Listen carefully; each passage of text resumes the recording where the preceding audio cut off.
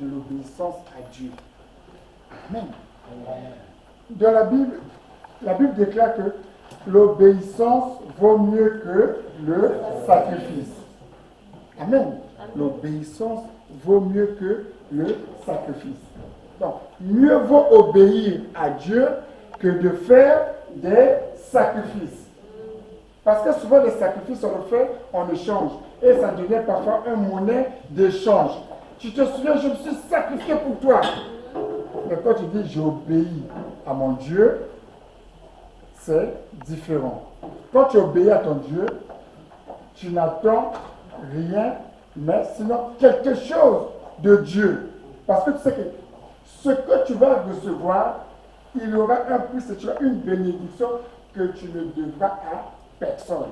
Parce que toi, tu as obéi à ton Dieu. Après, on dit l'obéissance vaut mieux que le sacrifice. Amen. Qu'est-ce qu'est l'obéissance? Qu'est-ce qu'est l'obéissance? Dans le français courant, c'est quand on dit l'obéissance, c'est l'acte de faire ce qui est commandé. On obéit à un commandement. Amen. L'obéissance, c'est l'acte de faire ce qui est commandé. On obéit à un commandement. Quand le chef parle, ton chef, ton supérieur, tu obéis à son commandement. Et si tu fais son commandement, tu vas évoluer dans ton travail. Amen.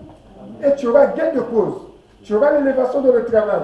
Tu pourras monter dans le travail, être nommé chef parce que tu obéis au commandement et à l'ordre établi. Amen.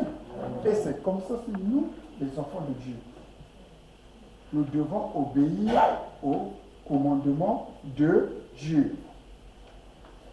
L'obéissance. Obéir c'est l'acte de faire ce qui est recommandé. Amen. Pour ça, nous allons lire dans Deutéronome. Je vais demander à maman aimée de lire dans Deutéronome 28, de 1 à 2. Amen. Amen.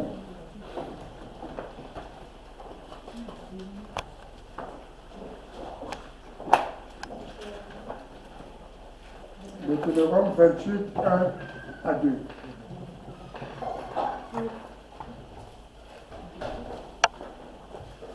Amen. 28, 2. Oui. Je lis au nom du Seigneur. Amen.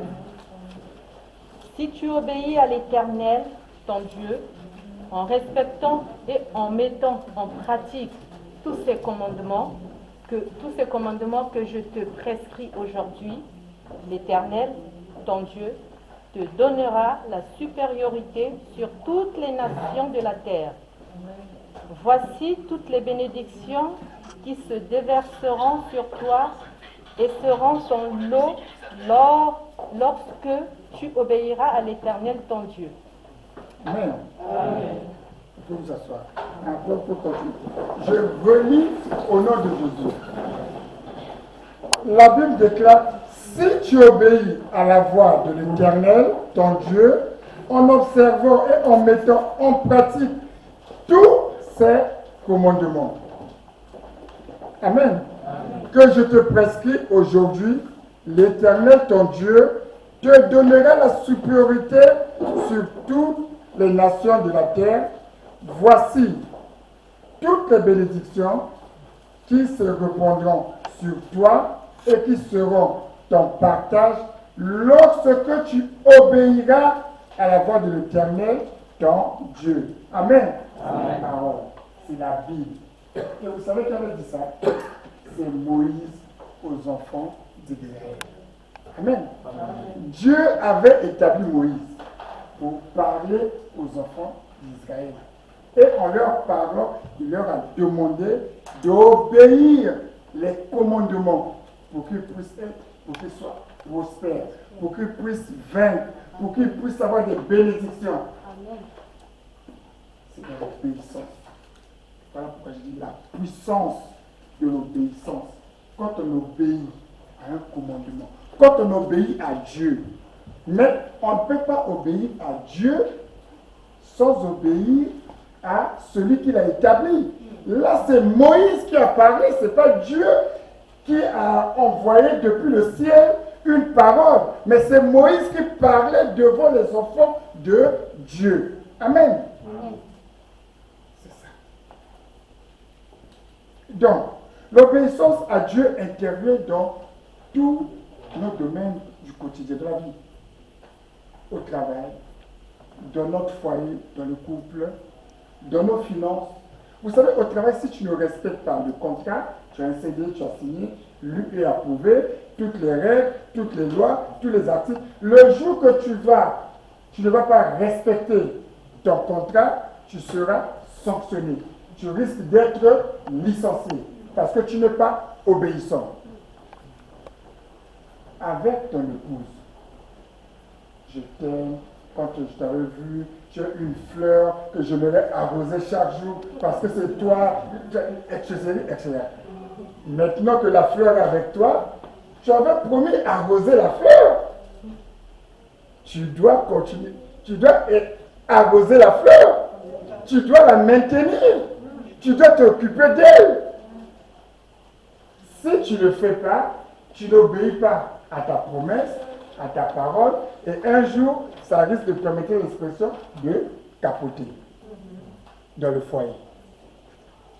Ah, mon mari, je te suis fidèle, tu sais, tu es l'homme de ma vie, vraiment, dès que tu rentres du travail, je vais être à ta disposition, tu veux mettre tout ce qu'il faut à table et tout, et quand le mari rentre, de toute façon, il y a le micro-ondes là-bas, bon, tu peux lui convaincre. Tu n'obéis pas. Là, c'est dans le foyer. Tu n'obéis pas. Parce que la promesse qu'a dit, j'ai eu une femme qu'il me faut, après avoir passé 8 heures de travail, quand je vais rentrer chez moi, je sais que je serai bien accueilli. Mais si toi tu commences à l'obéir, au lieu qu'il rentre après le travail, il va préférer rester encore dehors avec les amis qui vont lui bourrer la tête pour qu'il vienne te faire du mal. Mais si tu es vraiment attachant, accueillant, le mari va se précipiter dès qu'il finit son travail, rentrer à la maison parce que c'est que je serai accueilli à bras ouverts. Mais bien aimé, il n'y a pas un lieu meilleur que ma maison en dehors de l'église. Amen. Amen. Il n'y a pas un lieu meilleur que ma maison en dehors de l'église où je suis avec ma famille, mon épouse, qui me chérit très bien. Amen. Et moi aussi je lui rends très bien. Amen. Amen. Hein? Dans nos finances, c'est pareil. Tu sais que toi tu as découvert, la banque t'autorise 5 €, mais toi tu veux utiliser 1500, ça ne passe pas. Tu désobéis à la banque et qu'est-ce que la banque fait? Il bloque ton compte. Amen. Il bloque ton compte. Et quand tu vas faire rentrer ta carte bleue, c'est bloqué. On vous demande d'appeler votre conseiller. Le conseiller va dire, oui mais monsieur, vous savez votre compte, vous avez dépassé et vous avez désobéi le contrat avec la banque. Et c'est comme aussi dans les études. Donc l'obéissance c'est partout. Si tu n'étudies pas, tu vas échouer. Même si tu dis que j'ai pris sur le pasteur à phrase, j'ai les saints. Mais apprends la leçon, apprends. Bien sûr que le Saint-Esprit va t'aider. Mais si tu n'étudies pas, tu te dis que moi, je suis fait partie de la ceinture du pasteur Alpha, moi je prie et tout comme ça. Et si tu ne connais pas la formule, tu vas échouer et le correcteur te mettra un bon 0, tu vas échouer. Tu vas te dire, mais comment je fais partie de la ceinture du pasteur Alpha? Et j'échoue. Parce que tu ne l'as pas, parce que tu n'as pas étudié. Pour aller faire l'examen, il faut étudier. L'obéissance est partout. Et si tu veux avoir gain de cause, il faut être obéissant. Amen. Il faut être obéissant. Mais bien aimé, l'obéissance fait partie de notre quotidien. Mais l'obéissance, c'est un caractère qui démontre la maturité spirituelle une fois qu'on est converti. Ça démontre la maturité spirituelle. Quand tu es converti, tu le prouves par ton obéissance à Dieu. Mais le problème qui se passe pour nous les chrétiens, on veut obéir à Dieu à notre manière. Chacun, quand il rentre avec toutes ses connaissances, toutes toute sa personnalité et parfois il oublie l'essentiel. Voilà pourquoi Moïse a dit aux enfants d'Israël, qui commençaient déjà à regretter les concombres, qui commençaient à regretter les Égyptiens, si vous voulez atteindre Canaan, si vous voulez être obéi, respectez les commandements. Ce n'était pas pour rien. Respectez les commandements. On ne peut pas venir dans un lieu, on ne peut pas dire je obéis à Dieu et ne pas obéir à son serviteur. Amen. On ne peut pas quitter là-bas et dire je vais prier à l'église ciel ouvert. Amen. Gloire à Dieu. Mais l'église ciel ouvert est établie. Dieu l'a établie avec quelqu'un à la tête.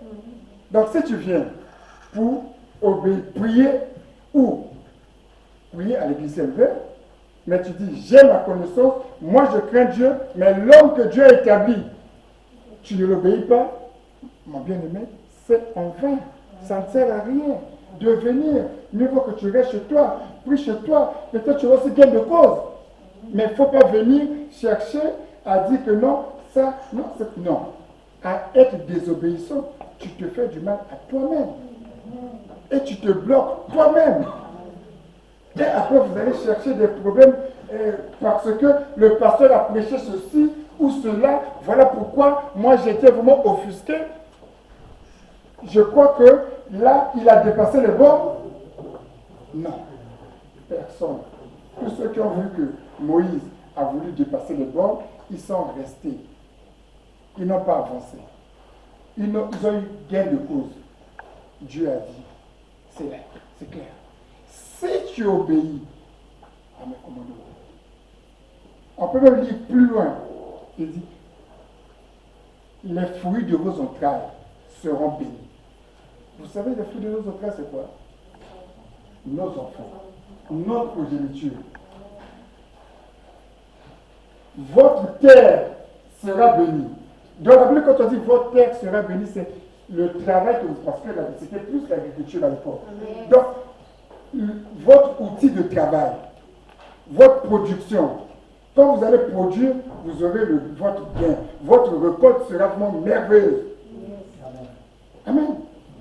Si tu obéis, tu viens prier ici ou ailleurs, tu obéis, tu restes comme les enseignements, tu écoutes, tu dis, mais pasteur, là je n'ai pas compris, qu'est-ce que ça veut dire? Je vais avoir un ancien, on partage et tout.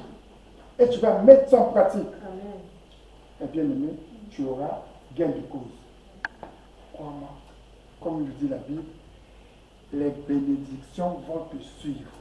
Il y aura même un moment où vous serez étonné. Qu'est-ce qui m'arrive? Dans d'autres mots, vos corbeilles seront débordées.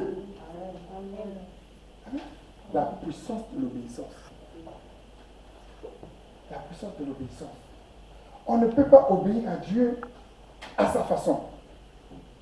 Non, on obéit à Dieu avec le commandement biblique, avec un fondement spirituel.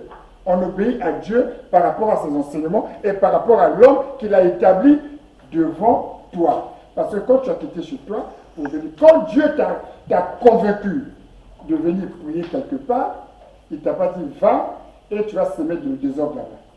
Il te dit plutôt va pour être obéissant, écouter, apprendre et avancer. Vous savez, dans une église, vous pouvez rentrer, vous commencez au protocole et vous avancez. Après, vous commencez à enseigner. Après, vous commencez à être un ancien. Et après, vous élevez cela, vous dites waouh, mais pasteur, mais vous savez, le frère là, quand on est dans les prières, les mariés et tout, vraiment ce qu'il nous fait, il nous épate. Et c'est un peu de discuter avec le frère. Et souvent, ça arrive comme ça dans les églises. Et le pasteur vous découvre, il entend le témoignage et tout, parce que vous êtes obéissant, parce que vous respectez le lieu établi et vous émergez. Vous devenez ancien. Et vous commencez à avoir des responsabilités dans l'église. Je ne vois pas quel est le chrétien qui n'aime pas avoir une responsabilité. Amen. Amen. Il y a même ceux qui se précipitent pour se donner des grades. La preuve. Donc tous, parfois, on cherche des responsabilités. Soit à l'église, soit au travail, ailleurs, pour prouver que vous êtes chrétien. Et bien, même au travail, il faut qu'on dise non. M. Ngunza est différent. Il est différent. Parce que vous avez l'obéissance. Il n'est pas dit que dès que les syndicalistes commencent à gueuler, et vous rentrez dans le brèche, vous dites oui, il est mauvais le patron et tout comme ça. Mais toi, quand tu as signé ton contrat, est-ce que tu as signé avec la personne qui a fait le gueuler là? Lui, peut-être qu'il a gueulé pour sa cause à lui, mais il veut vous entraîner vous tous. Mais est-ce que toi, tu fais partie de sa cause? Tu vas désobéir. Et le patron, le jour qu'il y aura des licenciements, vous savez, quand on veut le licencier à la masse, on regarde les dossiers, on regarde les catégories, c'est ce qu'on met dehors pour qu'il n'y ait plus des permettez-moi l'expression, des emmerdeurs. Dehors. Ah oui, quand il y a des licenciements, les mains, c'est comme ça. Mais ceux qui sont obéissants, ceux qui souvent accomplissent bien leurs tâches, les patrons ont souvent confiance en eux. Ils savent que quand j'ai un contrat vraiment que je peux faire plaisir à mon client, je peux le confier à Eric. Donc Eric, je ne pourrais jamais le faire partie. Parce qu'il est obéissant. Donc nous les chrétiens, nous devons exprimer l'obéissance dans notre vie quotidienne. Partout. Partout. Pour témoigner notre Dieu. Pour témoigner Jésus. Là, on dirait que oui, on a vu, permettez-moi l'expression, des gens, des noirs, mais ceux-là, ils sont différents. On a vu des salariés, j'ai eu des salariés, mais celui-là, il a quelque chose de différent. Quand je lui donne un travail, il le fait vraiment avec excellence. Et croyez-moi, c'est là où vous voyez les bénédictions et les épreuves du ciel s'ouvrent. Et jamais vous serez inquiété. Votre salaire, vous l'aurez à la fin du mois, chaque mois. Même si vous êtes intérimaire. Et bien, moi, quand j'étais intérimaire, souvent l'intérimaire me demandait, envoyez-nous monsieur Ali. L'entreprise où je suis passé, par contre, il y avait besoin d'intérim. Ils appelaient l'intérim pour dire envoyez-le monsieur. Parce que quand je venais, je faisais mon travail comme il se devait, avec beaucoup d'humilité et en respectant ce qu'on m'a demandé de faire. Parce que aussi je savais ce que je voulais de ma vie. Amen. Parce que je savais ce que je voulais de ma vie. J'ai une femme et 2 enfants. Il fallait que je puisse les nourrir. Il fallait que je puisse payer mon loyer. Et ça, ça doit être que moi-même. Donc, il fallait que je travaille correctement, que je respecte les commandements pour que je puisse avoir gain de cause, pour que l'intérim continue toujours à m'appeler travailler. Amen. Mais si je veux, oh là là, mais qu'est-ce qu'il pense? Il m'envoie ici. Mais pourquoi tu veux t'inscrire? Chez toi. Pourquoi tu n'appelles pas? Pourquoi tu ne vas pas à l'émission? Mais quand vous faites parfois certaines choses, sacrifiez-vous. Obéissez parfois avec beaucoup d'humilité. Cela vous est en train vraiment de s'aider pour récolter des bons fruits. Amen. Pour récolter des bons fruits. Amen. L'obéissance ne peut pas être une monnaie d'échange. Tu viens obéir au pasteur Alpha pour t'attendre que le pasteur Alpha puisse te faire plus de faveurs que les autres. Si tu agis comme ça, que tu veux te faire que l'obéissance devient une monnaie d'échange, mon bien-aimé, tu es en train de taper à côté. Et ceux qui le font souvent, ce sont des mouchards, ceux qui toujours parler du mal aux autres, aux patrons, aux voisins, ils connaissent l'histoire de tout le monde. Et ils se mettent à raconter tout. Parce qu'il veut en échange, lui, quoi qu'il ait d'obéir. Parce qu'il cherche en échange quelque chose, une reconnaissance. Mais ça sera une reconnaissance amère que tu auras. Parce que quand les autres vont se rendre compte, ça va te bloquer. Personne ne parlera de toi, personne ne te voudra dans son cercle. Amen. Personne ne te voudra dans son cercle. La puissance de l'obéissance nous amène à des exploits. La puissance de l'obéissance nous amène à la gloire. La puissance de l'obéissance nous amène à la victoire. La puissance de l'obéissance, c'est une conviction qui montre notre foi à Dieu. La puissance de l'obéissance, c'est une conviction. Tu es convaincu, oui, ça va se faire. Amen.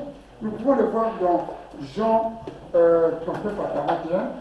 Jean 39 à 41. Quand Jésus, Lazare, mort, Marie est allée chercher Lazare, et plutôt Jésus, pour lui dire, Seigneur, si tu étais là, mon frère ne sera pas mort. Vous voyez dire, Jean Qui a trouvé, s'il vous plaît? On va vite parce qu'il faut qu'on ait un temps. Amen. Jean 11, 39 à 41.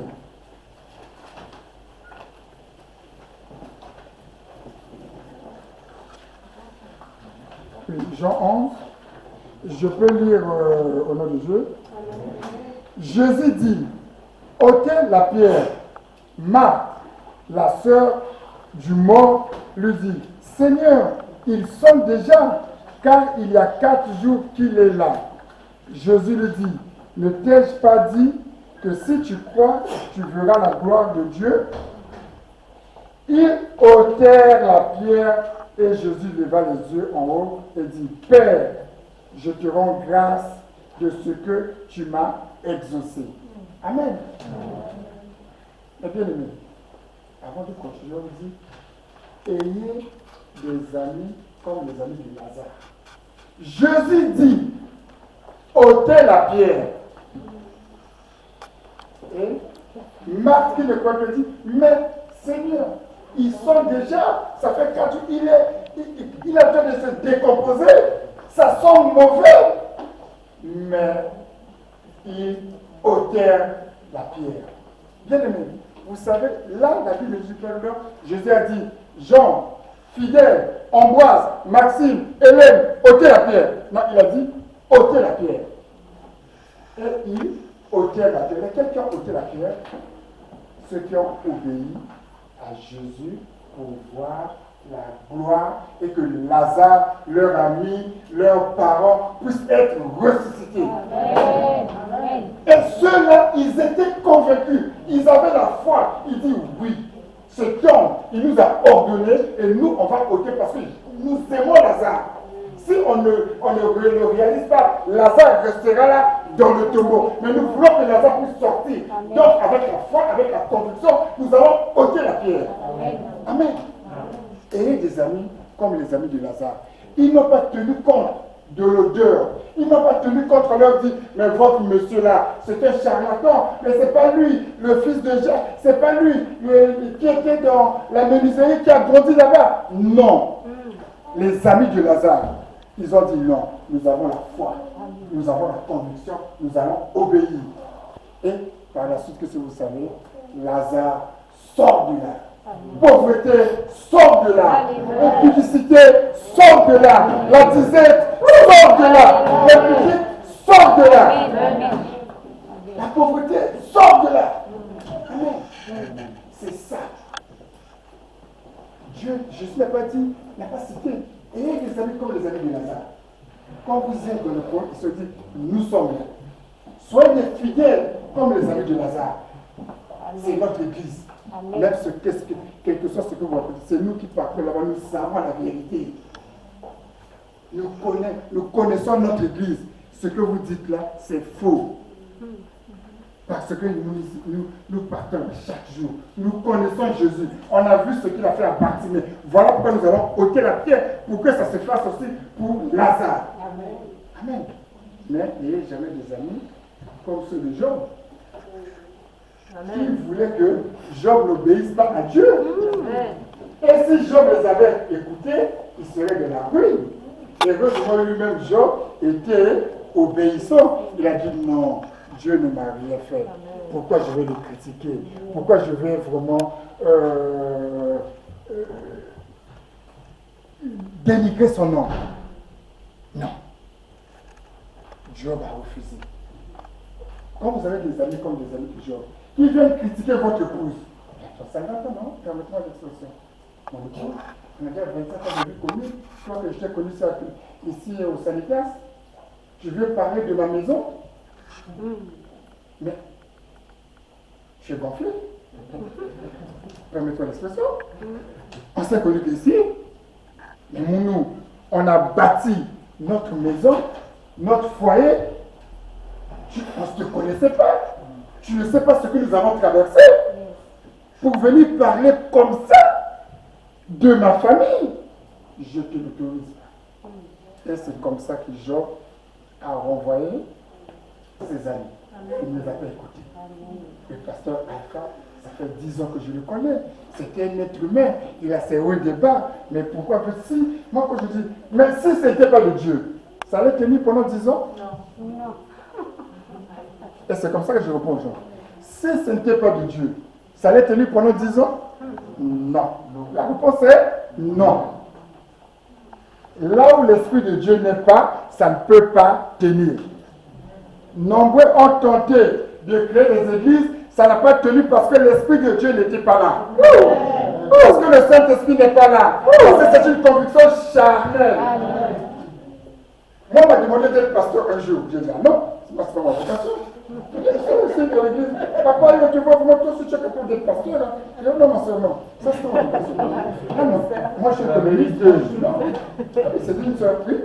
Ah, bon, je ne dis pas le nom. Je dis non, elle est plus ici. Je dis non, c'est pas ma conviction. Non, moi, Dieu ne m'a pas prié pour ça. Moi, je viens à ciel ouvert pour prier, pour fléchir mes genoux. Seigneur, je te loue, je te bénis. Fais de ma famille ce que tu veux. Papa, je n'ai que toi. Je sais que c'est toi qui ouvres les esprits du ciel. Amen.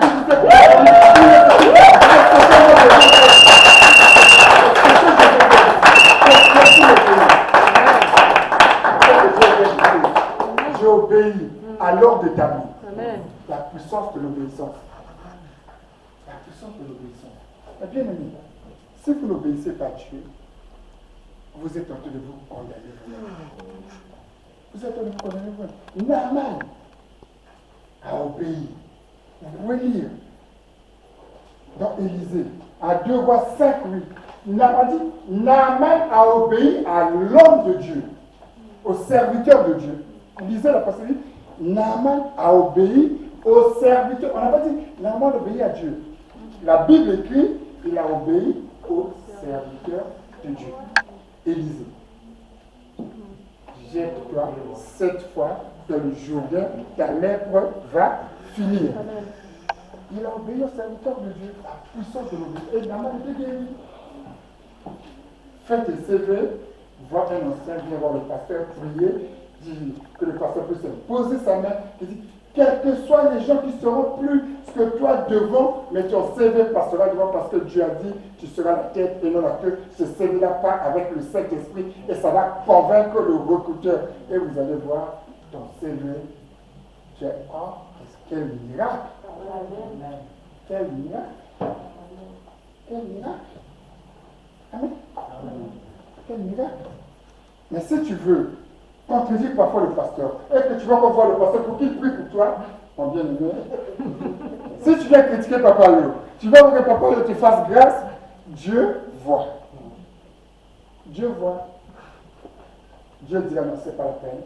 Dieu, comme tu as commencé comme ça, le jour que je te donnerai plus, tu seras même le premier à combattre Papa Léo, à combattre Papa Christian, à combattre Papa Mbal, à combattre qui veut, parce que c'est l'espèce de certaines personnes. Il veut se servir des autres. Quand ça devient une monnaie d'échange d'obéissance. Faites attention. Naaman a obéi à l'homme de Dieu. Josué est resté auprès de Moïse pendant longtemps en apprenant. Et qui a fait rentrer les enfants d'Israël à Canaan? C'est Josué. Parce qu'il était là, obéissant. Quand Moïse parlait, quand Moïse agissait, Josué était là derrière. Il apprenait, mais il était le grand guerrier. Il n'a pas vu ce qu'il était, mais il a vu l'homme qui était devant lui, qui avait la sagesse que Dieu avait élu. Il est resté derrière. Et quand son temps est arrivé, il s'est exprimé. Et on a vu de quoi Jésus était capable. Il a fait rentrer les enfants d'Israël à Canaan. Toi aussi, apprends, sois obéissant, respecte. Vous savez, on sait tous, le prince Philippe est mort. La reine, c'est son épouse. Mais le prince Philippe devait marcher 3 pas en arrière par rapport à la reine. Mais quand tu sors de la chambre, il n'y avait pas 3 pas. Hein. Mais devant les gens, c'est 3 pas. Parce que la reine, c'était la reine. Amen. Quand tu es, même si avec le pasteur, même moi avec le pasteur, même si on, mais quand le pasteur a franchi là, quand l'homme de Dieu, c'est l'homme de Dieu. Amen. Mais quel Dieu vous sauve? C'est l'homme de Dieu. Amen. C'est l'homme de Dieu. Quand nous venons ici, respectons ce lieu. Parce que ici, nous voulons fléchir nos genoux. Soyez obéissants. Parce qu'il y a une puissance à l'obéissance de Dieu. Il y a une puissance. Mais si tu désobéis, donc Deutéronome 15, ça nous dit ce que nous aurons comme le compris, le prix de la désobéissance. Tu ne seras jamais béni. Tu en mérites le canica, quel que soit ce que tu feras. Parce que tu portes, comment dirais-je, l'opprobre. Amen. Parce que tu portes. Mais quand tu es obéissant, tu fléchis les genoux, tu pries pour tes ennemis, tu participes à l'œuvre de Dieu avec sincérité, tu récolteras ce que tu es en train de s'aimer, les bons fruits. À la saison, pendant la moisson, tu verras, tu seras étonné. Et je te dis ce soir, Dieu va t'étonner. Tu seras étonné. On te demandera, est-ce que c'est la même personne? Tous ceux qui disent, ils viennent perdre leur temps ici, ils seront étonnés. Ils vont entendre. Ce que Dieu t'a donné jusqu'aujourd'hui, c'est encore peu. C'est encore peu. C'est encore peu. C'est encore peu. Mais bien aimé, vous savez, quand le pasteur Alpha était malade, pendant 2 mois, il m'a demandé de coordonner l'église. Je fais ça avec beaucoup d'obéissance, avec le groupe de la coordination que tout le monde. Avec moi, beaucoup d'obéissance. Tout ce que je faisais, j'ai formé le pasteur Alpha pour mon ici. Je sais que j'ai commis des erreurs. Je ne suis pas parfait. Mais le travail que j'ai fait ici, c'était pour mon Dieu. Amen. Ce Dieu-là qui m'a donné une famille. Ce Dieu-là, vous êtes ma famille. Et ce Dieu-là qui m'a donné, même ma femme, mon époux, mes enfants. Amen. Ce que je fais pour que Dieu, quand je lui demande, qu'il puisse me donner ce que je lui demande, que je ne sois pas vraiment esclave de courir derrière les gens. Amen. Voilà pourquoi pendant ces 2 mois, j'ai géré l'église avec beaucoup d'humilité et une obéissance. Et Dieu ne m'a pas oublié. Dieu ne m'a pas oublié. Vous savez, au mois de février, quand c'était au mois de février, un jour, c'est un de mes partenaires qui m'appelle. Monsieur Ayo, je veux vous voir. On va faire le bilan de l'année écoulée. J'ai dit, ok, non, mais je n'ai pas le temps. Monsieur, il faudrait que je vous voie. On doit faire le bilan de l'année écoulée. Venez me voir. Quel jour vous êtes disponible?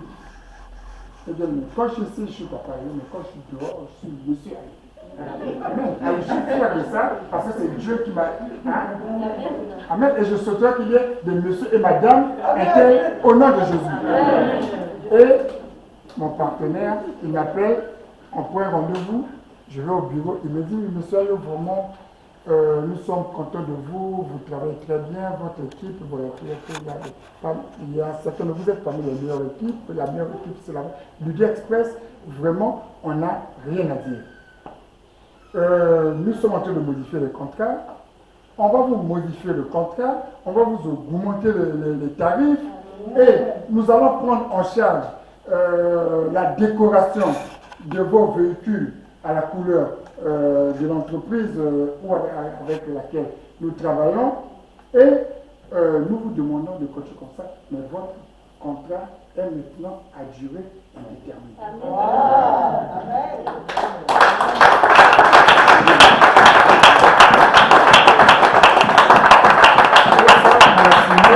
Le 8 avril 2021. Parce que quand je viens chez le il fallait que l'église marche. Il fallait que l'œuvre du Dieu marche. Parce que ça fait 10 ans, 11 ans que je suis ici. Je sais les hauts et les bas de cette église. Toutefois, quand le pasteur n'était pas là, c'était vraiment de la débandade. J'avais dit cette fois-ci, ça sera pareil. Donc je serai là. Et j'ai œuvré pour ça. Tant bien que mal. J'ai commis certes des erreurs. Mais c'était pour que la flamme de Jésus-Christ, que le nom de ciel ouvert ne puisse pas se perdre, ne puisse pas tomber dans la vallée. Voilà pourquoi vous avez vu pendant ces 2 mois, avec toute l'équipe, on a fait ce qu'on a pu faire. Mais ce n'est pas fini. est notre partenaire, mon père. Monsieur Ayo, quand on va faire le bilan de l'année, parce que chaque année on fait le bilan, il faudrait que vous veniez me voir au bureau, on va faire le bilan. Mais avant de faire le bilan, je voudrais vous dire, le secteur qu'on vous avait retiré, on va vous le remettre d'ici là. Quand est-ce que vous pouvez commencer? Bon, ok, mais la semaine prochaine. D'accord, vous avez la capacité? Oui, j'ai la capacité. Le secteur qu'on m'avait retiré, on me l'a remis. Et je n'ai pas cherché à... Quand on m'avait retiré, je dis Seigneur, que ta volonté soit faite. On me l'a remis. Amen. Et un autre partenaire encore. Amen. Amen. C'est là qu'on dit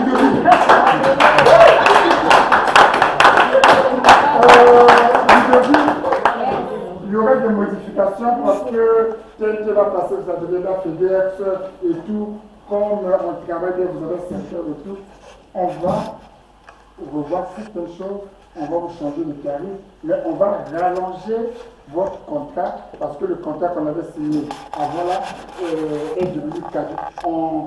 Ça devient caduc, on va vous signer un nouveau contrat que nous allons vous rallonger. Et tout ça là, pendant tout ce temps que j'ai pris l'Église sous mes épaules.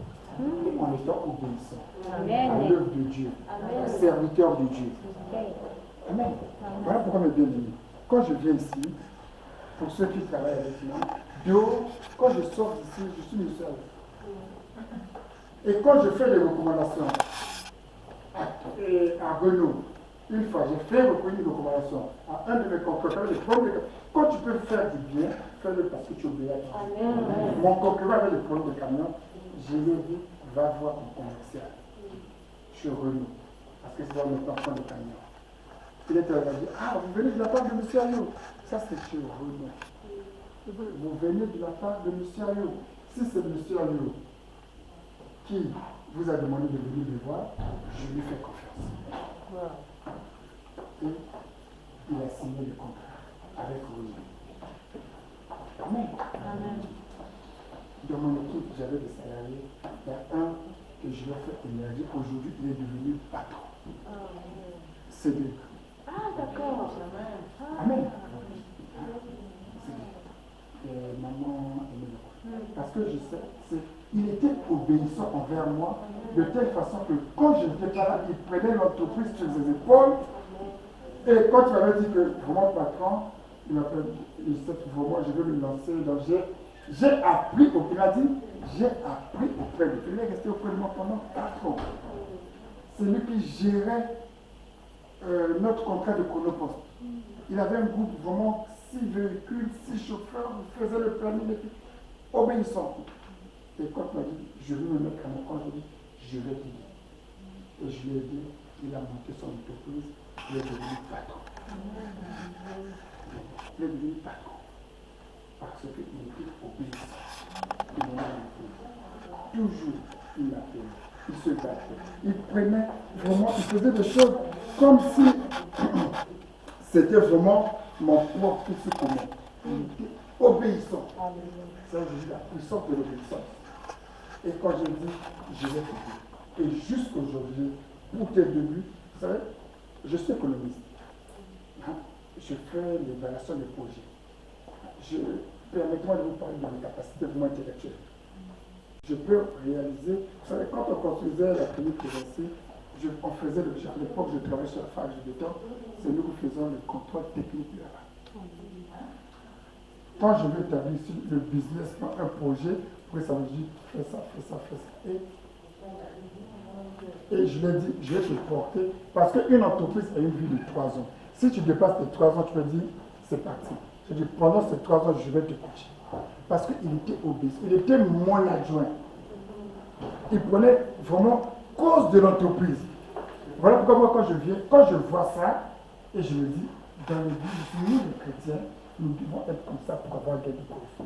La puissance de l'obéissance. Ne venons pas ici pour désobéir. Ne venons pas ici pour chercher une personnalité. Ne venons pas ici pour chercher une gloire charnelle. Venons ici pour élever Dieu. Venons ici pour glorifier Dieu. Venons ici pour que Dieu puisse agir dans notre vie. Venons ici pour que le Saint-Esprit puisse prouver à votre détecteur que vous êtes dans le bon lieu. Vous êtes bien placés. Parce que ici, notre Dieu règne. Il règne. Il règne. Il règne. Il règne. Il règne. Il règne. Il règne. Il est présent. Il est là. N'allez pas chercher ailleurs. N'écoutez pas. Éloignez de vous les amis des gens. Éloignez de vous les amis des gens. Ils vont vous amener à la perdition. Ils vont vous amener nulle part. Vous n'aurez pas gain de cause. Un jour, vous aurez que vos larmes pour pleurer et nous allons avancer. Vous allez nous regarder de loin. Et vous allez dire, ces gens-là, je les connaissais. Mais nous sommes loin.